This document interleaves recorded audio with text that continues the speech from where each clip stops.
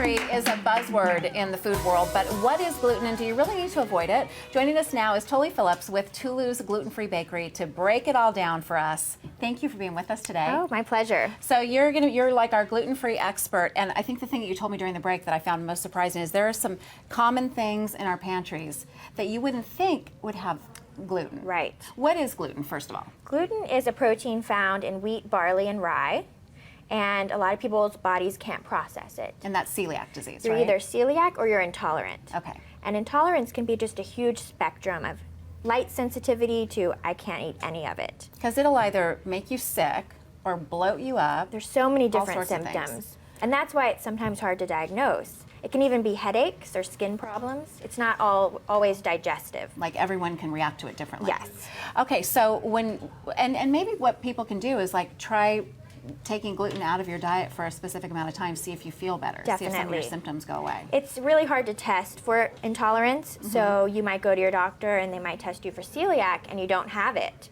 But that doesn't mean that you can eat gluten.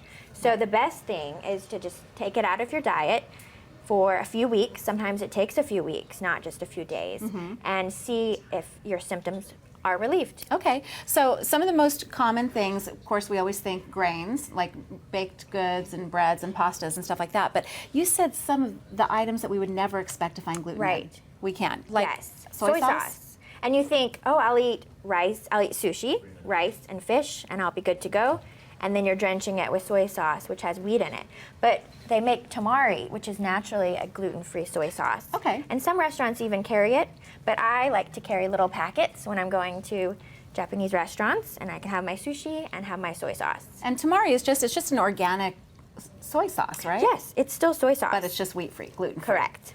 Okay, and chicken broth, Chicken really? broth. And there are a lot of brands that are gluten-free, but you just have to be careful. And some restaurants will buy their chicken broth and it has gluten in it. So you always have to ask for soups that you might not think have gluten in it. Because they maybe thicken it with like a wheat or barley or something like that? Exactly. And Interesting. same with salad dressings. You know, most homemade salad dressings, they're not going to be putting wheat in it. But you go to a restaurant or you buy a packaged bottle, and it definitely could have wheat So in you it. definitely want to read your labels? Read your labels. Will every product call itself out as gluten-free? Yes, wheat is one of the big allergens, which by law it has to be specifically labeled, contains wheat. Okay. So you're not confused because wheat can have or gluten can have a lot of different names on a label. Okay. And then some of these other products, I think what I love now is that wherever you go, basically whatever grocery store you go to, you're going to have a lot of different options with It is gluten-free. amazing. It is amazing. In the 5 years I've been eating gluten-free, I've seen just a huge surge in the variety and the quality. Which is kind of what It's so exciting. got you to start Tulu's Bakery. You Yes. started it in New York. I did. And it was because of your own gluten intolerance. Right. And yeah, back then you couldn't really find any gluten-free products, and now It's just bursting, and every grocery store has a section, which is great, which is helpful for people who are navigating for the first time. I've tried so many products, some better than others.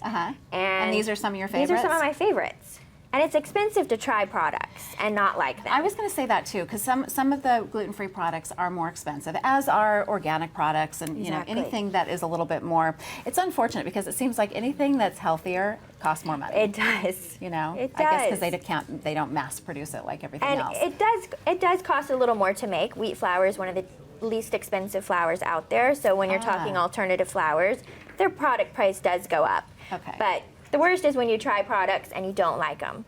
So this is a good thing to do to take it out of your diet, especially if you have kids that are having any kind of symptoms. Any kind Even of if it's behavioral stuff, sometimes Exactly. that's attributed to a lot of celiac. children with autism or ADD go on a gluten-free diet and they've seen huge changes. Okay, so I guess the lesson is read your labels, give it a try out of your diet. I think I'm going to See try what this happens. because I don't, well, and a lot of people do this to lose weight.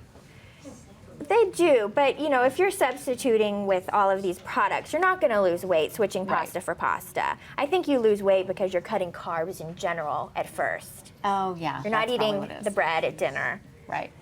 Will you stick around in our second hour? Because I want to talk to you about your bakery and how you got started. You have 3 locations now. 3 locations. 1 in New York, 2 in Dallas. Yes. And I just love these stories about women who get out there and you have this dream and you go forward and you make it work. And will you stick around and talk to Love us? to. And we want to try some of your treats too. Yes. Okay. She is going to stick around for our next hour, talk about the bakery, share some of those yummy treats. So stay tuned for that.